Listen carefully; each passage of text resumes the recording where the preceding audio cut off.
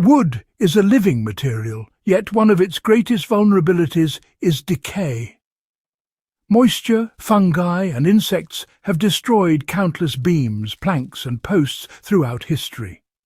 Today we rely on modern chemical sealants, paints and treatments, yet they often fail within a few decades. What if there were a method discovered centuries ago, used by master craftsmen, that made wood resistant to rot for generations? This technique was practiced by cultures across Europe and Scandinavia, from Viking shipbuilders to medieval carpenters constructing bridges and homes that still stand today. The secret lies not in chemicals, but in understanding wood, fire and natural oils, transforming timber into a material capable of enduring centuries of harsh weather. The genius of this ancient trick was in observing how wood responds to its environment. Craftsmen noticed that untreated wood absorbs water, swells, and eventually succumbs to fungi or insects. They also recognized that certain treatments could penetrate the wood, changing its chemistry and structure without compromising strength. Through trial and error, they discovered that controlled charring, careful drying, and the application of natural oils created wood that resisted decay far better than untreated timber. And honestly, it often outperformed modern sealants. Learning this method allows us to protect wood in a natural, sustainable way while connecting with centuries of practical knowledge. The technique worked by combining fire, patience, and oils. The first step was controlled charring. This process might seem a bit counterintuitive. After all, fire destroys wood. But when applied carefully, it creates a blackened surface layer that repels moisture and discourages decay-causing organisms. Viking shipbuilders, for instance, charred hull planks before applying oils, producing wood that could survive saltwater and storms. Unlike modern synthetic coatings, which can peel or crack, the charred layer integrates into the wood fibres, creating a long-lasting, water-resistant barrier. Drying was the next crucial step. Freshly cut timber contains moisture that accelerates rot from the inside out. Medieval carpenters would air-dry beams and planks for months or even years, ensuring the internal water content stabilized. Dry wood is less hospitable to fungi and insects, allowing the charred layer and subsequent oils to provide maximum protection. You know, no amount of surface coating can protect wet wood, which is why this step is absolutely essential for creating rot-resistant timber. Finally, natural oils were applied to penetrate the wood fibres. Linseed oil, walnut oil, or pine resin were common choices, sealing the microscopic pores of the wood and, well, enhancing its water resistance. This step also preserved flexibility, preventing cracking and splitting, which can expose untreated areas.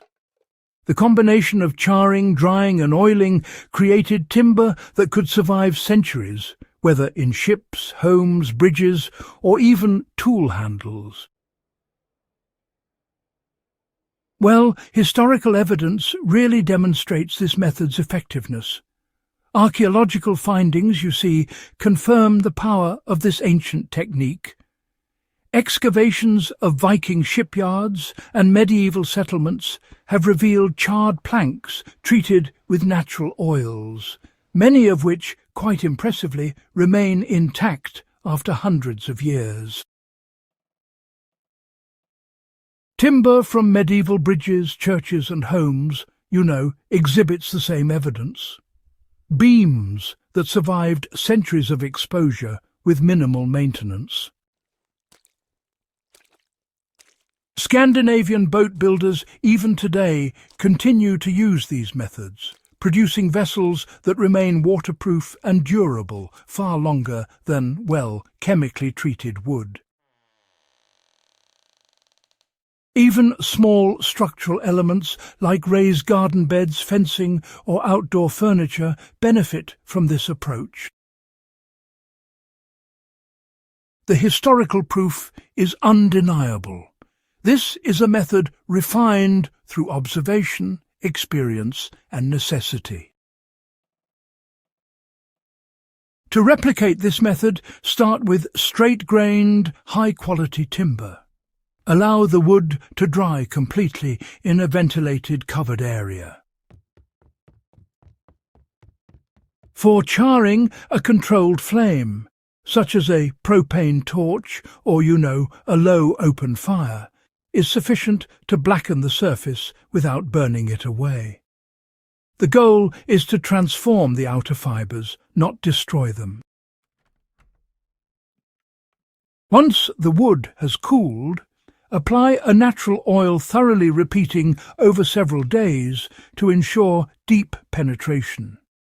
For wood exposed to moisture, such as posts, beams, or outdoor furniture, treat every surface, including edges and ends, where decay typically begins.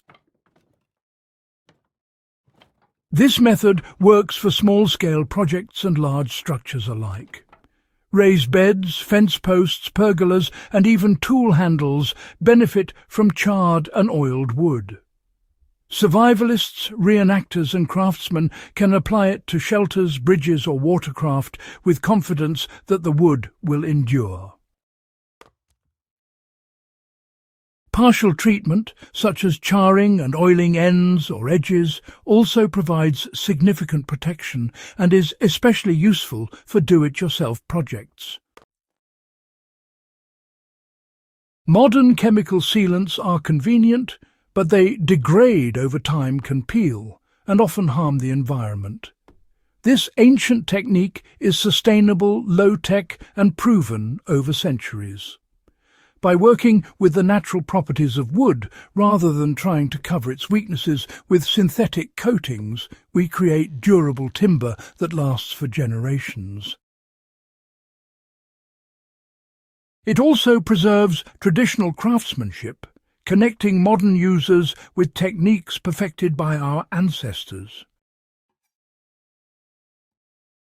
If you found this guide valuable and want to explore more time-tested methods for woodworking, preservation, and historical craftsmanship, subscribe to Echoes of Valor. Share this video with fellow history enthusiasts, craftsmen, and survivalists who want to protect wood the way our ancestors did.